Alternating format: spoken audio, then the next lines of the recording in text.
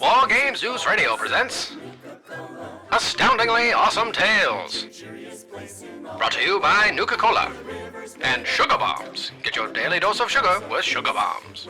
Hey there, Wastelanders, and welcome back to War Games News Radio for another Astoundingly Awesome Tales battle report playing Fallout Wasteland Warfare by Modiphius Entertainment. In this series, I'm playing through missions that you can find in the Astoundingly Awesome Tales book. If you haven't seen the first episode, I go through this book in detail and also play through the first Survivors campaign mission called A Quick Exit. If you haven't seen that video yet, then you can check out the link popping up here, but we're going to jump right into the action in this video with the second part of the Survivors campaign in a scenario entitled An Unlikely Partnership. In this scenario, our sole survivor is going to team up with that rascally pooch Dogmeat to try to take out some raiders in some pre-war ruins. A huge shout out to Lee Kevin Keating of LKK Painting for providing me with the custom Vault Dweller Mini that I used in this scenario. And there's one other custom Kit Bash model in this scenario, and that's the custom Veteran Raider that I made modeled after Asher from the Fallout 3 Pit DLC. If you want to get your hands on any of the Modiphius minis that I used in this scenario, then check out some of the Amazon affiliate links in the description below. Anything you buy from there helps out the channel so we can make more videos more often for you to enjoy. With all the pre-game stuff out of the way, let's get into the action on An Unlikely Partnership. Let's hit it. We've got our Vault Dweller here who's continuing on her adventures after our last Astoundingly Awesome episode, who while wandering this post-war ruins here has come across this lone pooch in need of some help from a band of raiders. Of course, being the helpful hand that she is, she's decided to jump in and try to see if she can't recruit this dog to her side. The objective for this mission is simple. All we have to do is defeat 2 out of the 3 raiders, and that's a survivor win. On the flip side, if we lose even a single one of our units, then that is going to be a raider victory. Keeping with a lot of games in the Astoundingly Awesome mission pack, this is only a 2x2 foot game board, so a little bit smaller, it's going to be a little bit tighter, and I think we're going to get into the action a little bit quicker than normal, taking on these raiders. For deployment, I get to choose to deploy my Vault Dweller anywhere along this far side of the board here, while Dogmeat here in the middle will have to stay within yellow of the center of the board. As for the raiders, they'll deploy within red of the furthest board edge. There are also 4 searchables on the board, each within red of the 4 corners of the game map. So I can try to access these if I want to get my hands on some extra items, weapons, gear, anything that will help me take these raiders down. Now, because we didn't come away with the win in our last episode, our Vault Dweller is going to have a bit of a strike against her. So as voted by our Patreon community, the Vault suit that she got in the last episode has now been damaged. So on a roll of a lucky shamrock, the laser armor will be ineffective for this mission. And on a blank side, then it will be the extra radiation. Let's see if it comes out as the radiation. Okay, so for this scenario, her Vault suit will not add 1 extra radiation point as per normal. Leading up our forces is a heroic sole survivor with an assault rifle and damaged vault jumpsuit. Then we have everyone's favorite pooch Dogmeat with their ever-loving dog bite. And for adversaries, we have a veteran raider equipped with raider power armor, an assault rifle and nail board, and 2 psychos armed with the psycho chem, pipe wrenches, and fragmentation grenades. It's time for our Vault Dweller to do what Vault Dwellers do best and rescue ourselves a dog, so let's get into the action.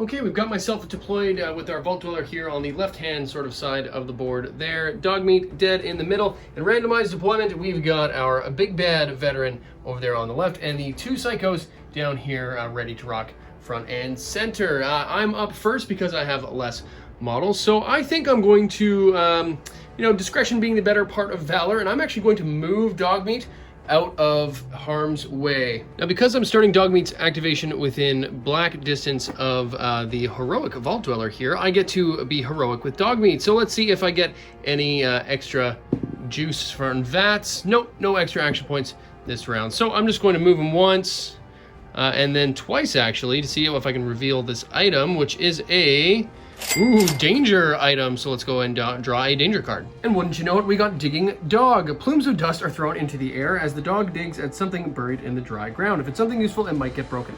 I can choose to make an opposed presence test against this other dog's perception of 3, charisma of 3. It'll be 3 on 3 in this case. So let's see, our roll is an 8. Ooh, not great. And the enemy's roll is a critical success. The penalty doesn't matter much for Dogmeat as the next action cannot be a shoot or throw action. And well, wouldn't you know it, Dogmeat can't do either of those anyway. So that's okay, all well and good. Let's see what we get for our item. Dogmeat has retrieved Fragile Bobby Pin, +2 to lockpick, or base lockpick of 2, and gain a lockpick as a quick action. Discard after success. Well, I think that's going to have to go and get shared right away. Yep, within yellow range to our Vault Dweller. So there we go. We've now got a fragile bobby pin added to our stock. Raider time, and we've got our furthest Psycho is the first up to go. With the Reckless Shoot action, they're going to move once and then be well within their black range to shoot at Dogmeat. Psycho through the chain link fence, hitting on 3s.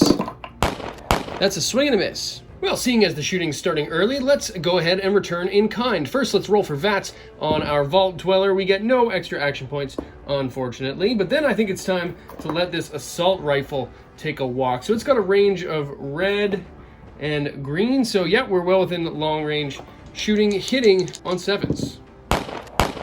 Oh, that's a miss with the first. Second shot, that's also going to be a miss, but you know what? I'm going to go ahead and burn a luck point, see if I can't bring that down to a hit. Scoring on luck here, this will bring it down by 2, so that would bring it down to a 6.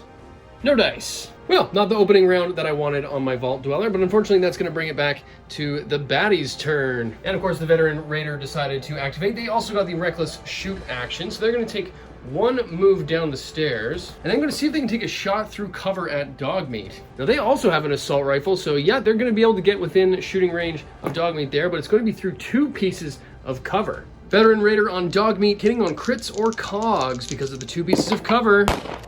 That's a miss. And to finish off the round, the last Psycho takes a move and shoots at Dogmeat once through cover, but misses. End of round 1, and we've got ourselves a new piece of gear, which is pretty awesome, but we've failed to do any damage to any of the Raiders. Thankfully, the same can be said for them, as we're still at full health, but yeah, I don't think that's going to hold up long, because we've got 2 Psychos inbound, and they've got some explosive ordnance on them as well. So, top of round 2, let's see if we can't get some killing done.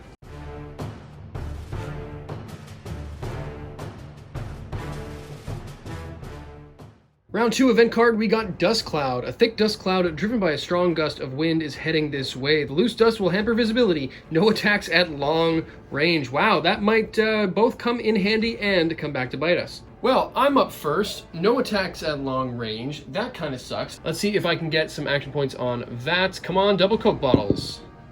Nope, nothing. That stinks. Okay, so I'm just going to move closer to these guys to put them within close range, I hope. At least one of them. Yep, he's within close range there. So yeah, I guess that means I'm gonna have to take a shot through cover. The Sole Survivor shot rings true and hits the Psycho, but the extra armor provided by the cover means that no damage gets through. That Raider is deciding to retaliate, so for their first action, they're going to take a shot at the Sole Survivor through the fence there. Psycho through cover, hitting on 3s. That is a miss. And with his second attack, he's going to try to go for a frag grenade throw. So that's going to be now hitting on 7s, aiming right here in between both Dogmeat and the Sole Survivor. So here we go, hitting on 7s. Oh, that's a miss. It's going to scatter orange, but what direction does it scatter? Well, let's see here now. If this was our center point for the explosion, let's see, it's going to scatter orange with a little arrow this way. So that would put it right about there, the center point. So I think at that stage, yeah, it's actually only going to hit Dogmeat and not the Sole Survivor with that yellow blast radius. So it's 2 damage on Dogmeat's 2 armor.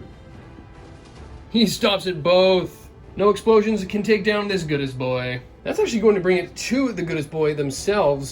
So let's go ahead and activate them and roll for their VATS, which we again get the Mushroom Cloud, but no bottle caps, so no extra actions. Well, as tempted as I am to throw Dogmeat into one of these Psychos, they really don't have a lot of health or a lot of armor, and they're both really jacked up in melee right now. So I think my best bet is to run away. I'm going to see if I can't go and do some item scavenging. Maybe I can get something that's going to help me take these Psychos down or last a little bit longer in this fight. So we're going to go ahead and move red twice. Yep, easily once, and then within twice to see what this item is. Free item. Let's go for a draw here from the item deck, and we reveal Flashlight, +2 to search tests, always in effect. The Veteran Raider activates next and charges into close combat with the Sole Survivor. And for the charge, they will get a black die bonus. Not good. Not good at all. And last up with that big old charge range of green is the last Psycho, who can very easily charge in and is going to take an attack on the Vault Dweller. And for the charge, the Psycho will take also a black. Ooh.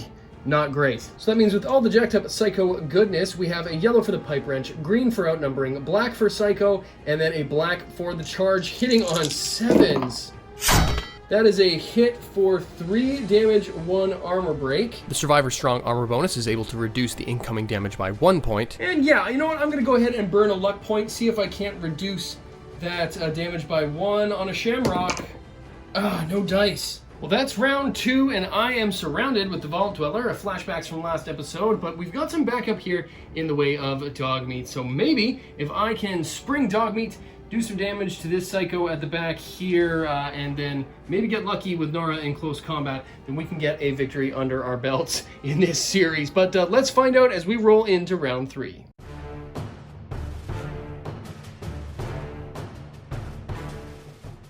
Event card for round 3, we got Distant Gunfire. Shots can be heard in the distance. Maybe a group is hunting the Brahmin that frequent the area. Maybe it's trouble. No effect. Okay, well, I'm up first, and I'm going to see if I can't get some damage done to the back line here. I'm going to move Dogmeat once, red, and then well within their blue charge range in on this Psycho here. Then I'm going to go ahead and take a black die for the charge to try to really do some damage when I chomp down on them next turn. Hopefully, until then, the Vault Dweller can hold out. Back to the Raiders, though, and of course the randomizer decided that it's going to be the big bad Veteran who goes next, so they're going to take their charged attack into the Sole Survivor. Oh my goodness, Veteran Raider hitting on a 7, 2 yellows and a black for the nail board, an extra black for super strong, an extra black for the charge, and a green for outnumbering. That is a miss! The 8 and no reductions, but look at all that armor break and look at all that damage. Well, actually only 2 damage, but a whole hell of a lot of armor break, so it all would have gone through, but we got lucky on that one. Second attack, same thing, hitting on 7s, but no extra black for the charge this time. Okay, that's going to be a hit for 3 damage, 2 armor break, so that's 3 damage on 1 armor. Takes it all. Now, I'm again going to try to reduce some of this damage with the luck die because, well, if I don't use them now, what good are they? God, that's 3 down! Only 1 left. Not so lucky this time, apparently. Let's see if we can't get some VATs on our Sole Survivor here. Double bottle caps, come on. Yes! Okay, that's what we're talking about. First up, we'll go with a standard attack at close combat, so that's hitting on 5s. That is a miss with a 6. You know what? Forget it. Let's go ahead. Come on, luck dice. That's 4 for 4. No dice there. Okay, so let's go ahead and then make another regular attack. That's a miss. Okay, and then a quick attack. This time, that's going to be hitting on 3s. Hey, that'll do it for 3 damage. Oh man, this would have been the one to use a luck die on if I get some damage done. So it's 3 damage, 3 armor. Oh, come on, he stops it all? Well, with our last quick action, I guess I'll go ahead and prepare. That's going to just leave it up now to our last Psycho, who's going to make some attacks. Psycho with a pipe wrench, hitting on 7s, extra green for outnumbering. That is a hit for 3 damage, 1 armor break, so that's 3 damage, 2 armor. Stops 2, takes 1. We're still in this fight. But that is going to now be a second attack, so same thing. That is a miss. With their reaction there, our Sole Survivor is going to take a shot into the Psycho there. So hitting on 3s with that assault rifle, that's a miss. Well, that was a quick round and did not go exactly the way that I wanted it to, but we've got still a bit of a chance to try to take these Psychos out of play. This Veteran Raider is just going to be way out of reach to try to take down. So we get to activate first. Going into round 4, let's see if we can't get some damage done.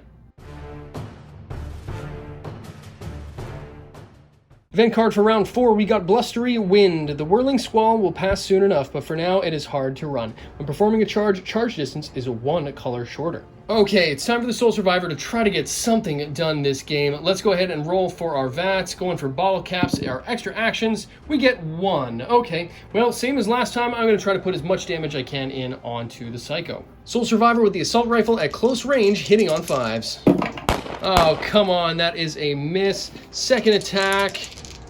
Finally, a lucky break as the sole survivor connects with her assault rifle, dealing 4 damage. She blows past the Psycho's armor, taking him out of play, and she generates a quick action in the process. She spends her first quick action point to attack the Raider veteran and misses, and then uses the second to prepare. But hey, you know what? I'll take it. We are one step closer to victory. I might luck out completely. Let's randomize and see which one of these Raiders will activate. If I get lucky and this Psycho is the one that activates, then I might have a chance for Dogmeat to put him down directly before the veteran gets to attack. So let's go ahead and roll. 1, 2, and 3 will be the veteran, and 4, 5, 6 will be our Psycho. Come on, 4, 5, 6.